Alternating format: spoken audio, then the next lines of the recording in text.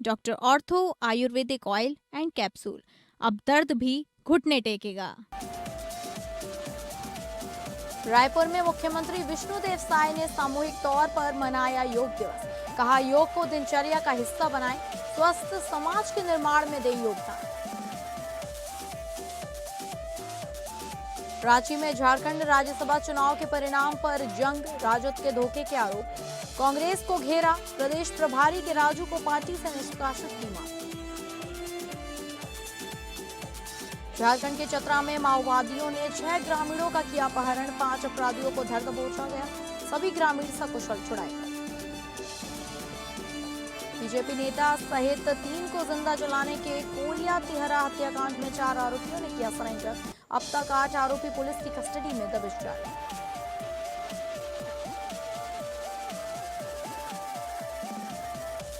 नमस्कार, आप सभी का स्वागत है स्टेट लाइव में और मैं हूं आपके साथ अंकिता सिंह। स्टेट लाइव की शुरुआत करेंगे झारखंड की खबरों का रुख करके। रांची समेत पूरे झारखंड में 12वां अंतर्राष्ट्रीय योग दिवस उत्साह और उमंग के साथ मनाया गया। इस साल योग दिवस की थीम बढ़ती उम्र के प्रभाव को रोकने के लिए योग रखी गई है। इसी के तहत सुबह से ही राजधानी रांची सहित राज्य के विभिन्न जिलों और सार्वजनिक स्थलों पर योग अभ्यास कार्यक्रम का आयोजन किया गया। रांची में आयोजित विभिन्न कार्यक्रमों का सफल संचालन भाजपा प्रदेश अध्यक्ष आदित्य साहू के नेतृत्व में किया गया।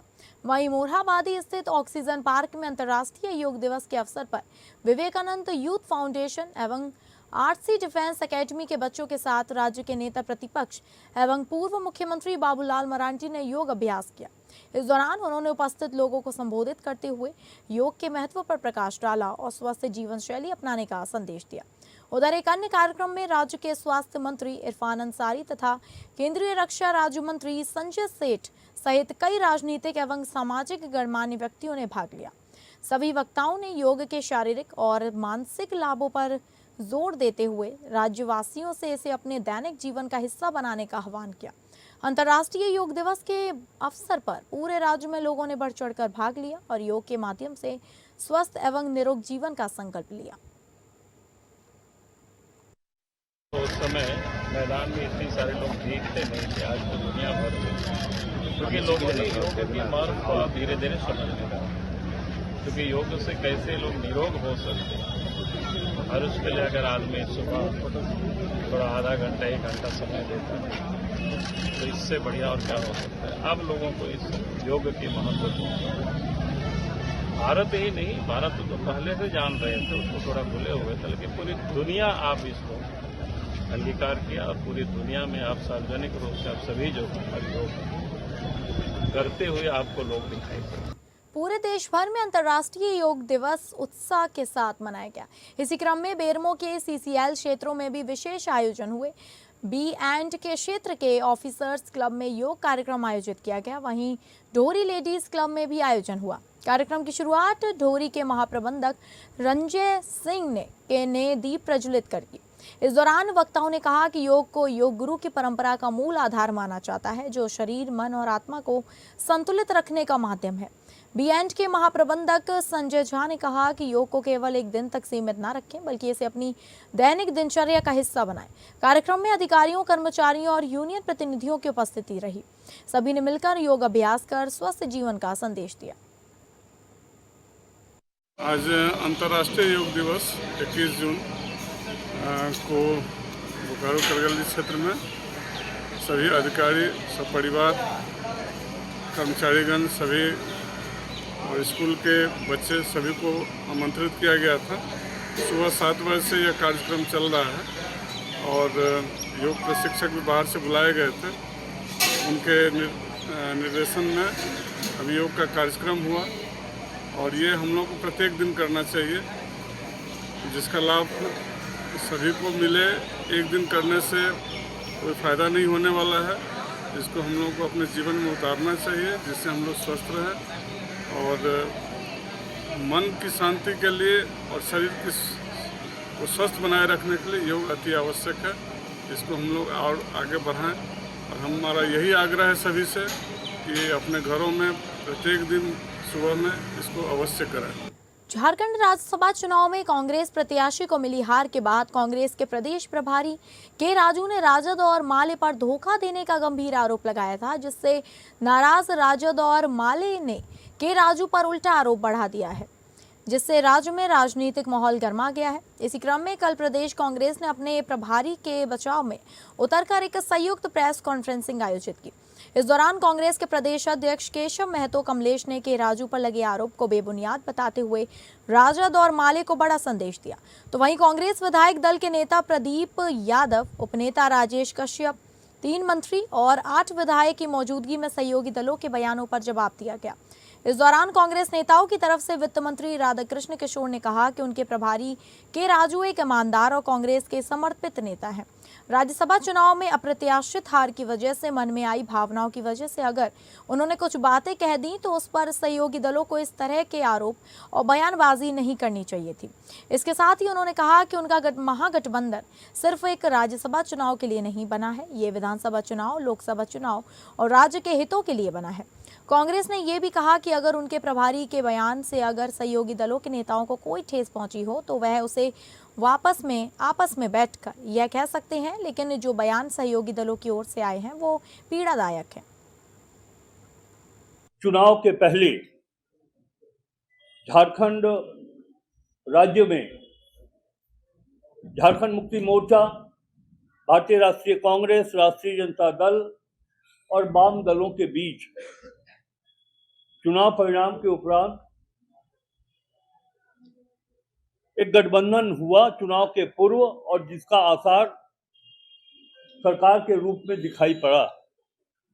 ये गठबंधन चुनाव के पूर्व का गठबंधन है और हम सभी घटक दलों के सामने राजनीतिक लक्ष्य यही है कि भारतीय जनता पार्टी को झारखंड की राजनीति में हम उनका कदम आगे नहीं बढ़ने देना चाहते।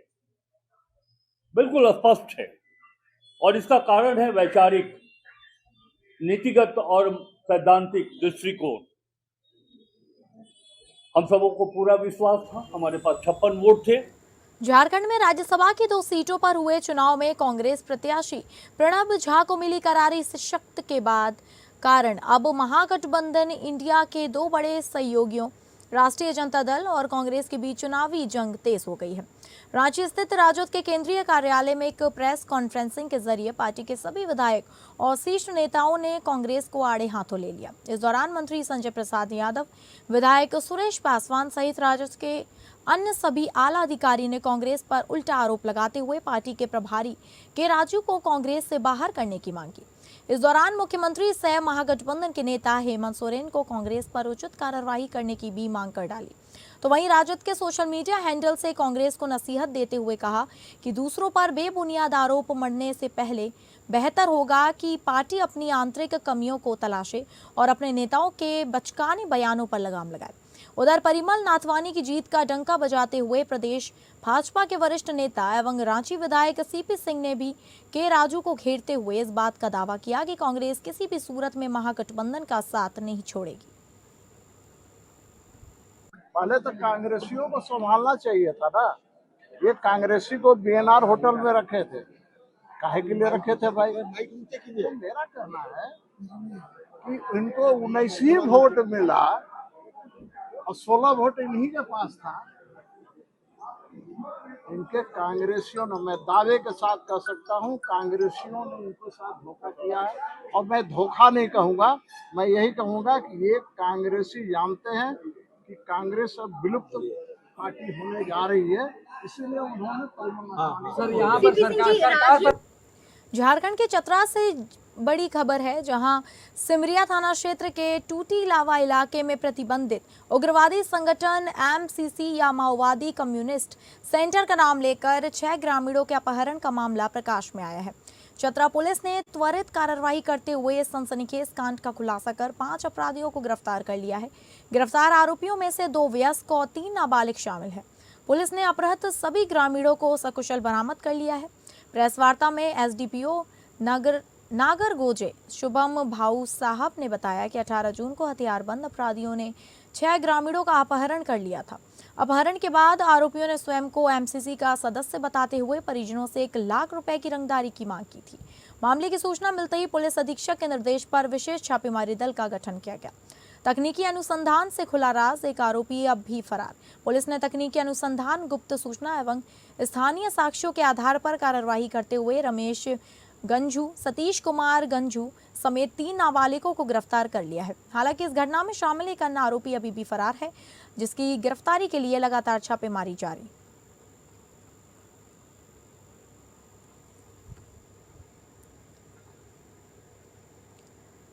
अब बात करेंगे छत्तीसगढ़ की खबरों का रुख करके, जहां 12वें अंतर्राष्ट्रीय योग दिवस पर मुख्यमंत्री विष्णुदेव साय ने अंबिकापुर के पीजी कॉलेज मैदान में हजारों नागरिकों के साथ सामूहिक योग अभ्यास किया। इस वर्ष की थीम स्वस्थ आयु के लिए योग पर जोर देते हुए उन्होंने कहा कि योग भारत की ऋषि परंपरा का उपहार है। यह केवल व्यायाम नहीं बल्कि शरीर, मन, आत्मा में सामंजस्य स्थापित करने वाली जीवन पद्धति है, जो आत्मबल, अनुशासन और सकारात्मक ऊर्जा देती है।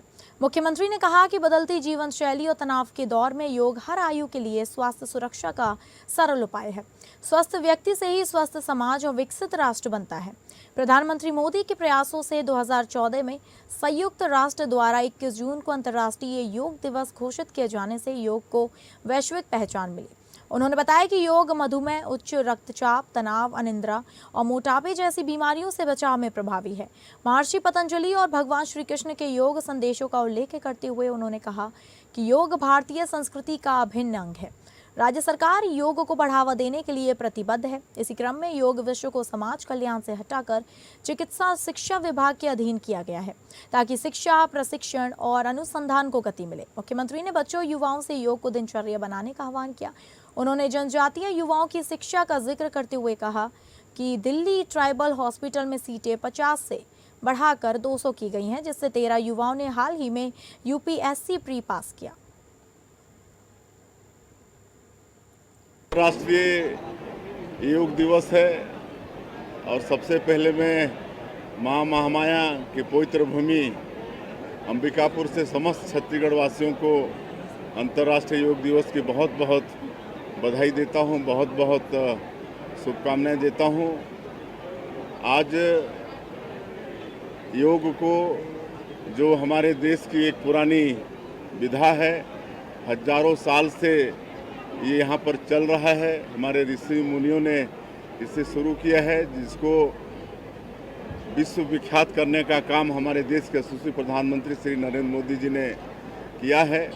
और आज पूरे देश में नहीं, विदेशों में भी इसका आयोजन हो रहा है विश्व योगा दिवस के रूप में। और आज छत्तीसगढ़ में प्रदेश स्तर का योगा दिवस का आयोजन यहाँ माँ महामाया की पवित्र भूमि अंबिकापुर में हुआ था और सभी जिलों में और निचले स्तर तक योग दिवस का आयोजन हुआ है, जिसमें हमारे सभी हमारे गवर्नर साहब भी, हमारे स्पीकर साहब, हमारे दोनों डिप्टी सीएम, हमारे मंत्रीगण, सांसद, विधायकगण सभी कहीं ना कहीं शामिल हुए हैं। 12वें अंतर्राष्ट्रीय योग दिवस पर कबीरधाम जिले के पीजी कॉलेज कवर्धा में जिला स्तरीय सामूहिक योग अभ्यास हुआ। मुख्य अतिथि उप मुख्यमंत्री विजय शर्मा ने जनप्रतिनिधियों, अधिकारियों और छात्रों, नागरिकों के साथ योग किया। उप मुख्यमंत्री ने कहा कि प्रधानमंत्री मोदी की पहल से भारत की सदियों पुरानी योग कला आज विश्व भर में अपनाई जा रही है। 12 साल पहले योग दिवस को अंतर्राष्ट्रीय मान्यता दिलाने का प्रस्ताव 170 देशों ने स्वीकार किया। उन्होंने ऋषि मुनियों को याद करते हुए कहा कि योग निरोगी काया और स्वस्थ चित्त का प्रमाणित आधार है, जो सदियों से हमारी जीवन शैली का हिस्सा रहा है।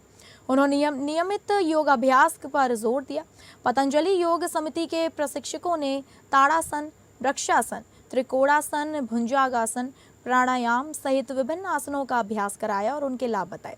सत्र प्रार्थना और ध्यान के साथ संपन्न हुआ। इस अवसर पर गौ सेवा आयोग अध्यक्ष विशेश्वर पटेल, जिला पंचायत अध्यक्ष ईश्वरी साहू, कलेक्टर गोपाल वर्मा, एसपी धर्मेंद्र सिंह सहित बड़ी संख्या में जनप्रतिनिधि और नागरिक मौजूद रहे। 12वां योग दिवस है। शरीर के लिए योग करना आवश्यक है, यह तो स्थापित सत्य है।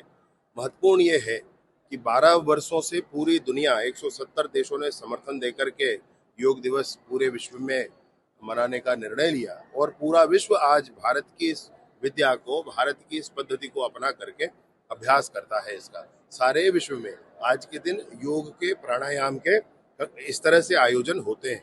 ये हमारे देश के लिए गर्व का बात है। इस बात के भी 12 वर्ष हुए हैं और 12 वर्ष इस बात के भी हुए हैं कि हमारे देश में लगातार 2014 से लेकर के अब तक माननीय प्रधानमंत्री नरेंद्र मोदी जी चुने हुए प्रधानमंत्री के रूप में सबसे लंबे कार्यकाल तक काम करने वाले हुए हैं। दोनों ही बातें आज बहुत ही महत्वपूर्ण है और मैं बहुत हृदय से धन्यवाद देता हूं सारे ही प्रशासन को। कोरबा जिले के श्यांग थाना क्षेत्र में एक नवविवाहिता की मौत अब रहस्य बन गई है। मौत के 3 दिन बाद पुलिस और प्रशासन की मौजूदगी में कब्र खोदकर शव बाहर निकाला गया। मायके पक्ष ने पति पर हत्या का आरोप लगाया है, जबकि पति का दावा है कि पत्नी की मौत अचानक तबीयत बिगड़ने से हुई थी। अब इस पूरे मामले की सच्चाई पोस्टमार्टम और फॉरेंसिक जांच के बाद ही सामने आ सकेगी। मामला छिरहुट गांव का है, जहां 23 वर्षीय घूरई बाई की मौत के बाद बिना पोस्टमार्टम कराए शव को दफना दिया गया था। मृतका के परिजनों को जब घटना की जानकारी मिली तो उन्होंने मौत पर संदेह जताते हुए पुलिस से शिकायत की। मायके पक्ष का आरोप है कि पति दिलीप बैगा अक्सर चरित्र शंका को लेकर विवाद करता था और इसी वजह से उसकी हत्या कर दी गई। शिकायत के बाद पुलिस और प्रशासन हरकत में आया। अधिकारियों की मौजूदगी में कब्र की खुदाई कर शव को बाहर निकाला गया और पोस्टमार्टम के लिए भेजा गया। इस दौरान बड़ी संख्या में ग्रामीण भी मौके पर मौजूद रहे। सीन ऑफ क्राइम टीम ने घटनास्थल से साक्ष्य जुटाए हैं और परिजनों के बयान दर्ज किए हैं। कापू क्षेत्र की एक रहने वाली घुरई बाई जो 23 साल की थी, उसका विवाह सांग क्षेत्र के गांव छिरहुट में हुआ था। 16 तारीख उसकी तबीयत खराब हुई और उसी दौरान मृत्यु भी हो गई और 17 तारीख को परिजनों की उपस्थिति में उसको दफना दिया गया। जब मायके पक्ष वाले उसके फोटो वीडियो को देखे तो उनको संदिग्ध अवस्था में फोटो दिखाई दिया। उनको संदेह हुआ तो उन्होंने एक एप्लीकेशन थाने में दिया था कि इनके साथ कोई दुर्घटना घटित हुई हो, कोई घटना घटित हुई है, अतः इसमें फिर से जांच की जाए। इस आधार पर तहसीलदार को प्रतिवेदन दिया गया। उस आधार पर उसका शव का उत्खनन किया गया है, घुरई बाई के शव का, उसका पीएम कराया गया है। इसकी जांच की जा रही है सभी तथ्यों पर कि कहीं ऐसा तो नहीं कि किसी प्रकार का घटना उसके साथ हुई हो, उसके बाद उसकी मौत हुई हो और उसको दफना दिया गया हो।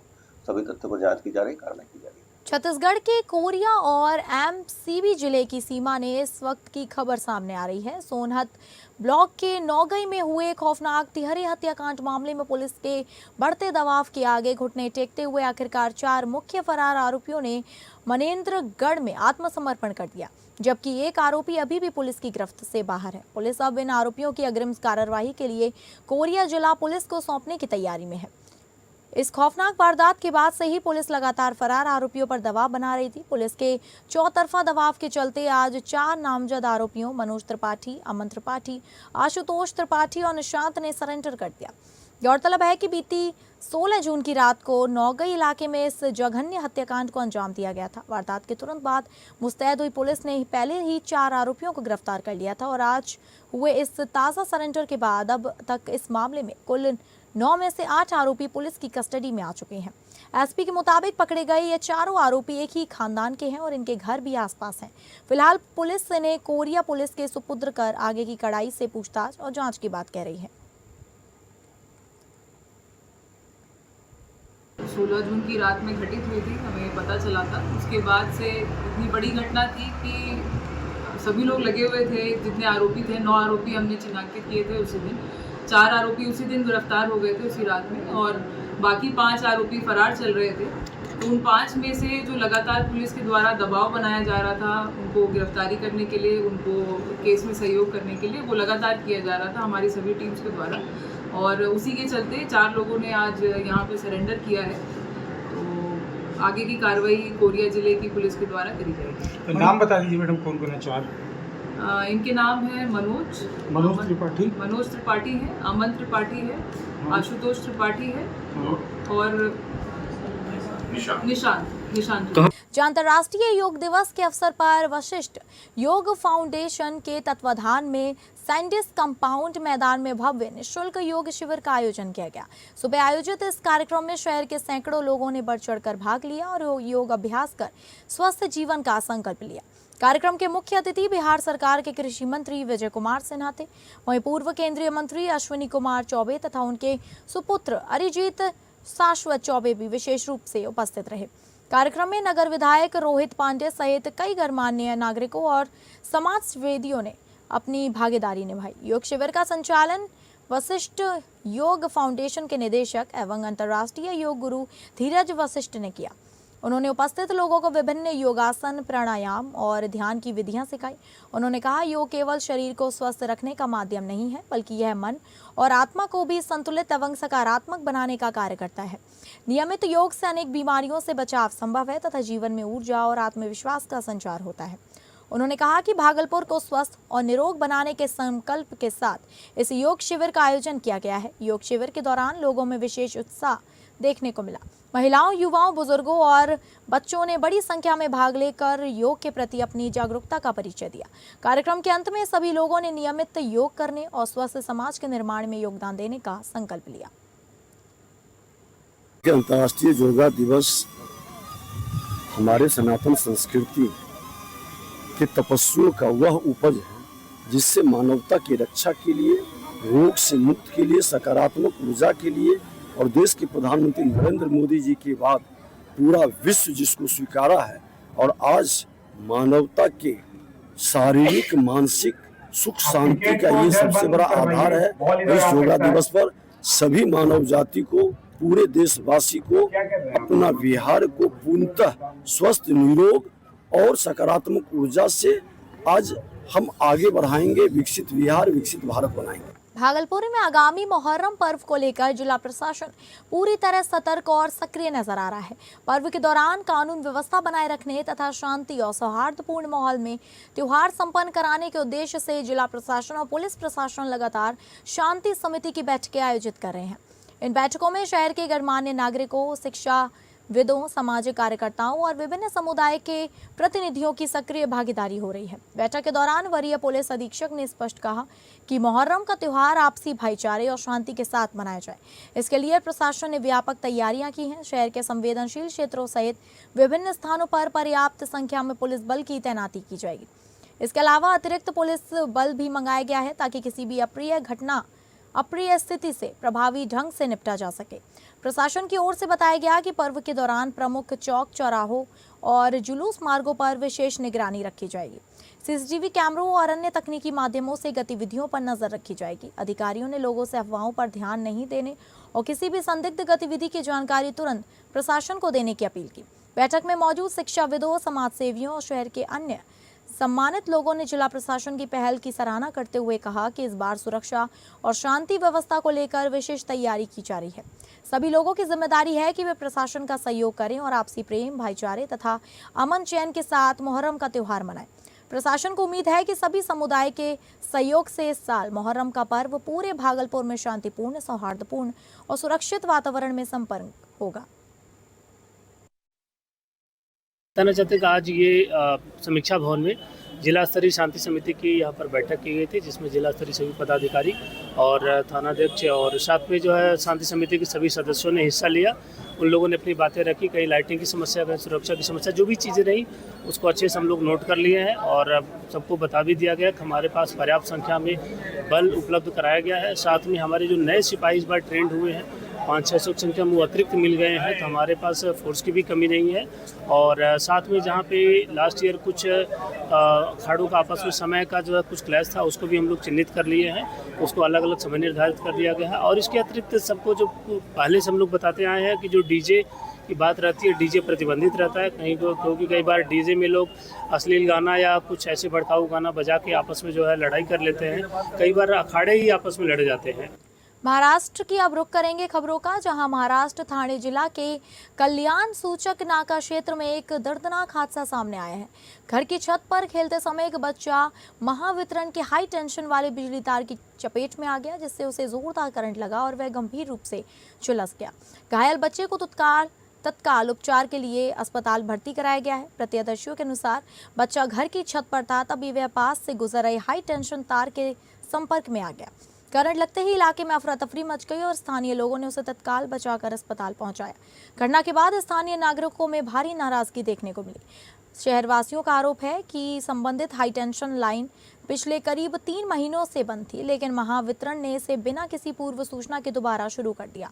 लोगों का कहना है कि यदि क्षेत्रवासियों को इसकी जानकारी दी जाती तो इस तरह की दुर्घटना टाली जा सकती थी।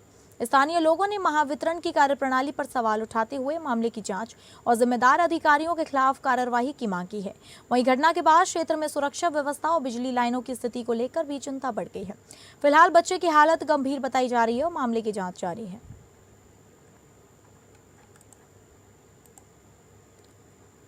तो फिलहाल स्टेट लाइव में बस इतना ही। नमस्कार।